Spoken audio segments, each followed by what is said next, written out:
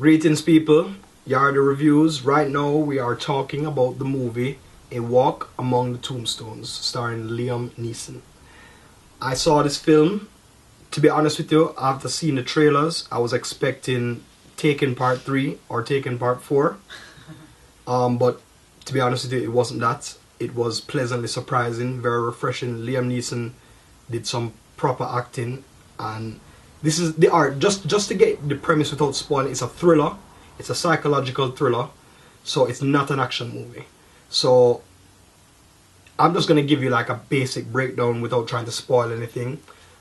There's a series of murders going on. Liam Neeson is a former alcoholic retired police officer. He's now a private investigator, and he gets hired by this drug dealer whose wife has been kidnapped and murdered, and he wants to find out who done it. So he doesn't want to go to the police, obviously, because he's dealing drugs. So Liam Neeson didn't want to take the case at first, but then the guy insisted that he left a tape of the woman during her attack. It was being recorded, and of course he was given that tape actually, to give him the money. It was like say this, to boast or whatever what they've done. So you kind of like get into a couple of seconds of it. He was listening to it, and it was just crazy. I guess he just that split the switch, and to get involved. So he got involved, and it's crazy because like he meets up with this dude, because this was set in the 90s, right? Yeah, in 90, like near Y2K. Okay. So this was like in the 99, near to Y2K, and he meets up with this young guy called Astro from X Factor. He was also in Earth to Echo, that same young black guy, and like he's a real cool guy. Like he's a real cool actor. He's this young guy. It's a dynamic between them. They spark up this nice little friendship, and he wants to be a detective as well, but he lives on the street. But it's really cool, brilliant. Liam Neeson does some brilliant acting here. The co-stars in the film do some brilliant acting as well. And like I said, guys, this is not an action film. It's not a mindless action film. It's a psychological thriller. I was pleasantly surprised with this movie. There are some parts in the movie where the pace kind of gets a little slow, but you actually see some proper detective work. He's actually doing his job. Yeah. How the film was shot was really cool. I mean, there's parts where he's interviewing people, talking about what happened, and they're giving their perspective of what they've seen, and you actually see those particular scenes play through.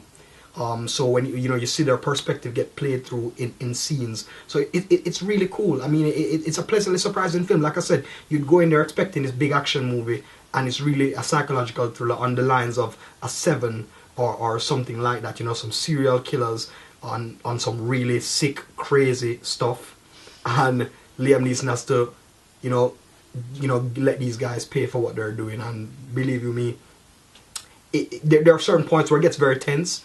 But when there's action, it's delivered. It's delivered to you properly. And like I said, it totally surprised me. Totally blew me away.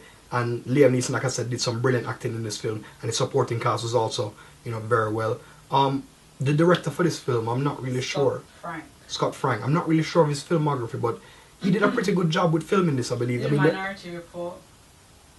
The Interpreter. He did Minority Report. Mm-hmm. Wasn't that Steven Spielberg? That's supposed to be Steven. He probably worked on it. Probably. It says with John Collins. Okay, so that was Spielberg. Directed The Lookout.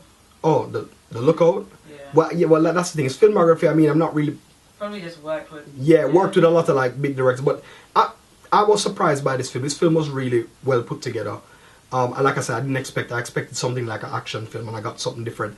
The cons. There's sometimes where the pacing kind of gets a little bit too slow. But it does pick up, so that's probably the only con I have. As far as technical aspects, this film was shot really nice.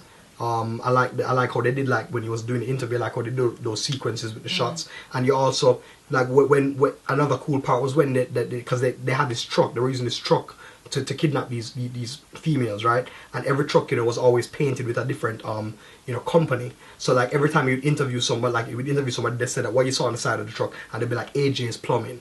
Or they'll be like, something electrical, H&G Electrical, and like you see these people spraying the van. You see them and you see them creating a new logo. So it's like it's really It's really cool. It's a cool movie. I mean, Yeah. I I'll watch definitely, it. yeah, I definitely suggest people to go out and watch this film. It's a real, if you like psychological, if that's your thing, Yeah. you would definitely be pleased with that. On that note, I'm going to score this film 7.5.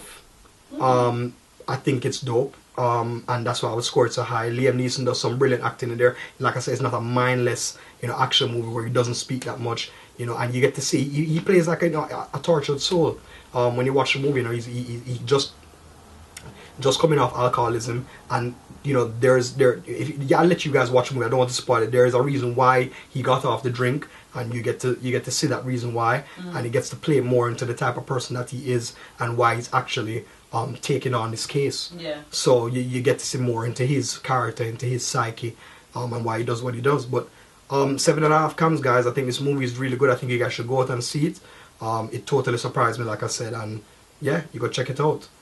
So that's it for that. Guys, also please subscribe to the channel, youtube.com/YardyReviews. Also email us. We're looking forward to your comments and suggestions at yardy.reviews@gmail.com, and follow us on Twitter at YardyReviews. Thanks so much. Me and Irv, we're signing out. Big up yourself.